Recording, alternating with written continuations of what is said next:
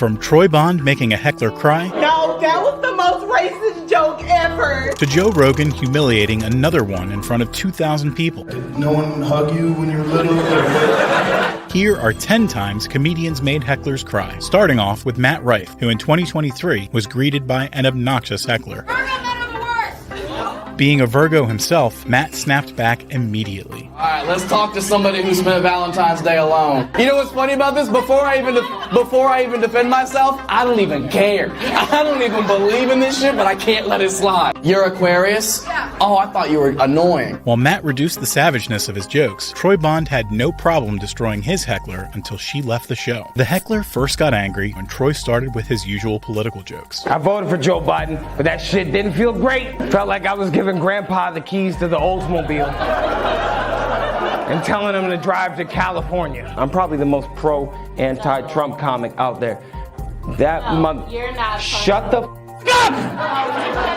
As a white guy trying to talk to black people. I'm not. No, you're not. The situation forced Troy to point out the absurdity of the anger. What are you upset about? It's not me. No, and shut up. Any black person ever tried to laugh at his fucking jokes, no. Stop having fun! And when the heckler didn't back down, Troy decided to put the woman in her place. I don't know who the fuck you're mad at, but it's not me.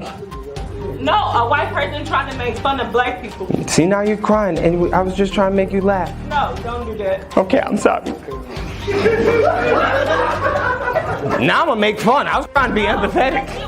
And from that point on, whatever the heckler said was just ammunition for Troy's routine. You a Why do you think I'm doing this for a living? You think I was a football player? I'm a goddammit. There's nothing you can say to me I haven't said 6 inches from the mirror. You're the first name going in my suicide note tonight. And right after, Troy delivered the final blow. Have a good night, Kamala Harris. Now's the time I need you on my side. No, that was the most racist joke ever. No, I got like 4 more in the chamber. Wait, don't drop the scarf, man. That was $3 at Dollar Tree, man. And just like Troy, Bill Burr also had no problem annihilating hecklers, even if they were literally blind. Bill was doing a stand-up routine when he was interrupted by a heckler with his wedding plans, to which he quickly fired back. Are you gonna have a 41? You still gonna have the bachelor party? Do you really need to, man? I mean, you're 41. You just lived the bachelor party for 20 years, right? And he would get a shocking revelation soon after. But instead of backing off like most comedians, Bill still went in and dunked on the guy. Jeez, well, thank you for bringing it all the way down to your goddamn. I didn't ask you about your eyesight. Jesus Christ, you got problems with your kidneys too? We can just turn this into a benefit? And the heckler's humiliation wouldn't stop there. Can't see. It's flip-flopping the words. Who is this poor woman who's marrying you on Saturday? Bill just kept tearing into him until the guy wished he hadn't come to the show. Well, first of all, you're not blind. You know what? You're looking around too much. You're not doing this shit.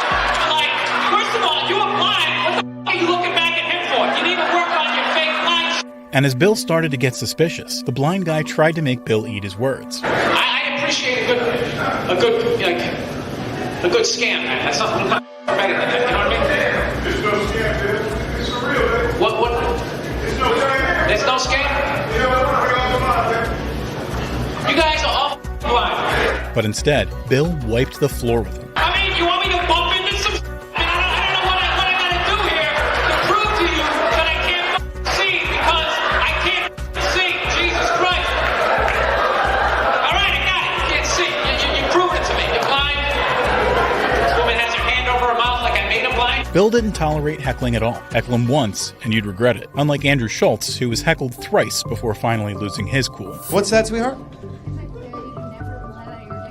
You're not smart.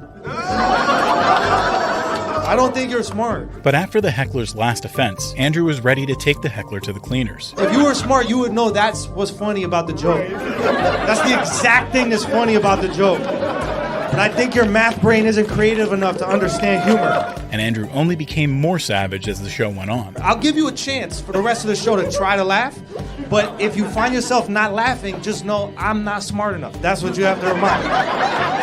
Your brain doesn't work for it. As Andrew kept calling the heckler out, though, even the crowd became more enthusiastic. I'm sure you're really good at engineering.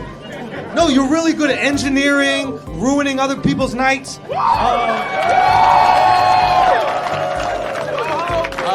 Being selfish.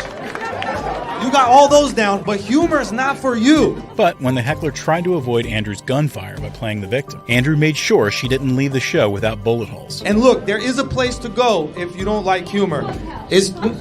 No, you shouldn't go to hell. Why would you go to hell? That's for funny people.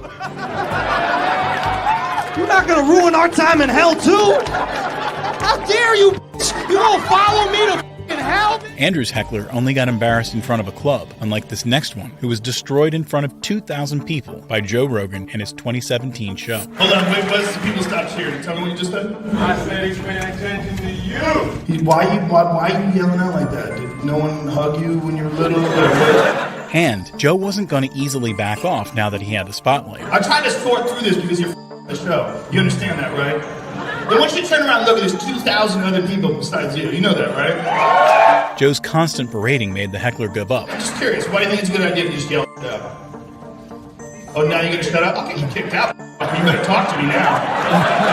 Don't be a coward. As the heckler turned into the crowd's laughingstock, Joe decided to be more creative with his roasts, with lines like this. You are a factor of us removing the word retard from the vernacular. They think it's okay to do shit because there's no real word to describe people like that anymore. And this. When you nerf the world, motherfuckers like you think you can come to a show and just yell out stupid shit and piss off 2,000 other people. But despite ruining his show, Joe still gave the guy one last chance to redeem himself. Now I'm gonna give you one last chance to shut the fuck up or they're gonna forcibly remove you. So what's it gonna be? However, Joe would soon regret being so nice and making that offer. What's that? Did you say Donald Trump? Alright, kick this dummy out, please. And as security finally took the heckler away, Joe had some more choice words for him. Oh, look what happens. This is what's supposed to happen to you all throughout your life. Joe let it all out on his heckler, unlike Sammy Obeid, who silenced this irritating crowd member in the most polite way possible. When you come to a live show, people here paid for tickets to watch me talk, and I did not ask you for all that feedback that you gave me. It all started when Sammy was making a joke about his snack bag. So yeah, my snack bag's like 300 pounds.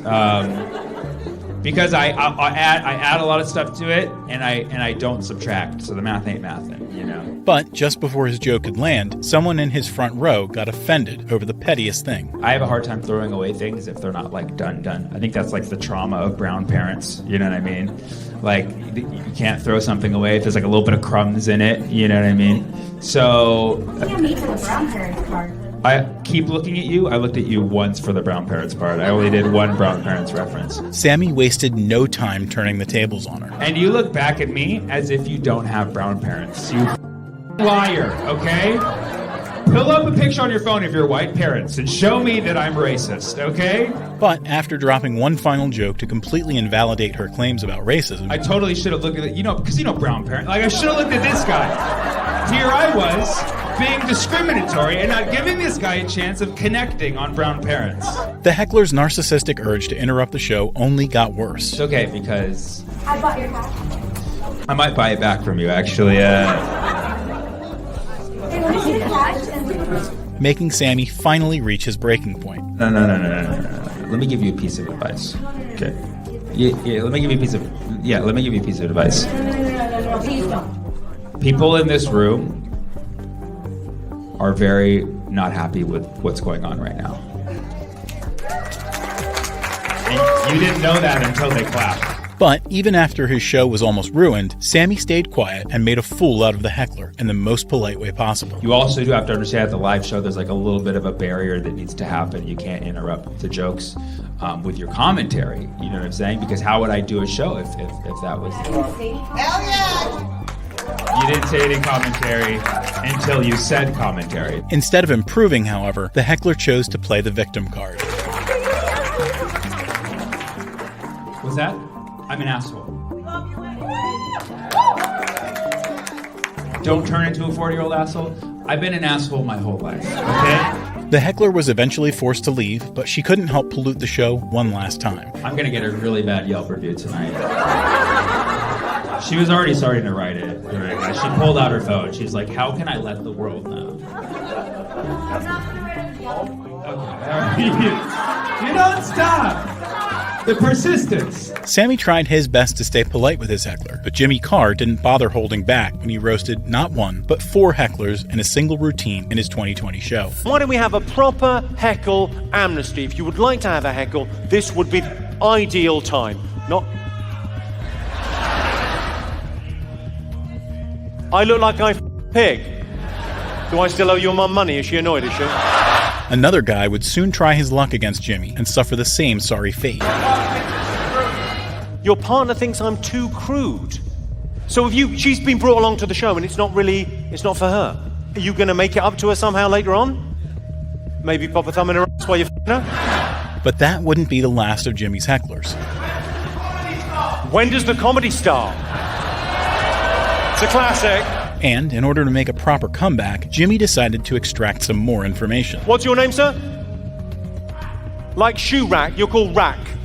And Jimmy soon started preparing Rack. But I suppose, Rack, you have learnt a valuable lesson. You've learned life's not fair. You pays your money, you takes your chance. Sometimes it's a good show, sometimes it's not for you. For the slaughter he was about to commit. Another example of how unfair, Rack, our society is. Let's say if a man, you're right, sir, let's say if a man sleeps with loads and loads of women. What is he? He's a stud, he's a player, he's admired in our society. That isn't an opinion, that's fact. If a guy sleeps with loads of women, he's a player, he's a stud, he's admired. But if a woman sleeps with loads and loads of men, she's called Rack's mum. And as if that devastating line wasn't enough, Jimmy soon started putting nails in Rack's coffin. It's all right for me to say that, because Rack's mum's not going to be here, is she? Saturday night, you're having a laugh. It's her busiest evening. The heckler, however, decided to fight back with a very immature jab. Your face is like a 42-inch widescreen TV. My face is like a 42-inch widescreen TV. But he would soon realize how futile it is trying to outwit a professional comedian. Okay. I've just said that your mum's a prostitute. And you just said your face is wide. And while Jimmy thought that would be the last heckle, someone else would soon prove him wrong. But Jimmy instantly showed them who's the real boss of the show. Paul, fun fact for you. Your girlfriend's got 2 She's sat next to one of them, isn't she? I'm sorry, I called you a there. I'm terribly sorry. I'm sure you don't have the depth or the capacity to give pleasure. And another comedian who proved that he's the real deal on stage is Drew Lynch, who in his 2019 show utterly demolished a heckler in front of his own girlfriend. Go to North Maryland and figure out manners, asshole. Drew started his routine talking about how absurd the venue looks. A lot of people said I couldn't sell tickets in a loft, and I proved them wrong, because this room seats 8, so love that we maximize the capacity, and then the stage is a failing escape room or something. And just in the start of his show, he got a very bizarre suggestion. You what? You said I can hang from. I'm hanging no one from the ceiling. Why was that a suggestion that entered? And while he had a great show, someone decided to ruin the vibe at that last moment. This is the part of the show where I get to be done. So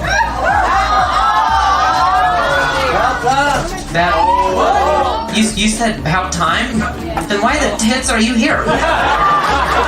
Go to North Maryland and figure out manners, asshole. It was obvious that even the heckler's partner was embarrassed of him. You're saying about time that I'm done? Is that what you're saying? He don't know. He don't know. This gave Drew just what he needed to continue the heckler's humiliation ritual. Well, that was a fun heckle. That's my favorite. Is when I get done doing the show, and someone's like, Jesus, finally. We can do this escape room up here. Meanwhile, your girlfriend's trying to escape your relationship. And then when she leaves your rude ass, we'll all be like, about time. And just like how Drew roasted the heckler in front of his girlfriend, Patrice O'Neal roasted a female heckler using her boyfriend as ammunition. You need to stop being so wrapped up, but that's like he's seeing you're auditioning for him to be your man at some point. This guy is a nice guy. It all started when the woman heckled Patrice during his routine, and he did not let it slide. I think he wants to see you every day. This face. Just look at her face. It's just like a stroke victim. But when Patrice kept throwing punches, the heckler decided to fight back. I'm sorry, say that again? Go ahead. But Patrice soon handed her a much-needed check back to reality. No, don't even go, That's what I knew she was gonna say. That's the face she has. And that's what you deal with. That's what she has to add. You have to make me laugh. Who's gonna make your miserableness? And deconstructed the woman's entire persona to roast her. You have movies in your head that only star you, directed by you. Everybody else is laughing and she goes, you have to make me laugh. The fact that laughter's contagious should help you dead on the inside. That's you. Patrice didn't let the heckler's comment slide, just like Bo Burnham, who got so annoyed by an audience member that he put his heckle in a song. This song is the shit. Bo Burnham was performing a new song and was just getting in his zone. I feel like hip-hop is voiceless. But even before Bo could get the song going, he was loudly interrupted by a drunk heckler. Hey, girl! What?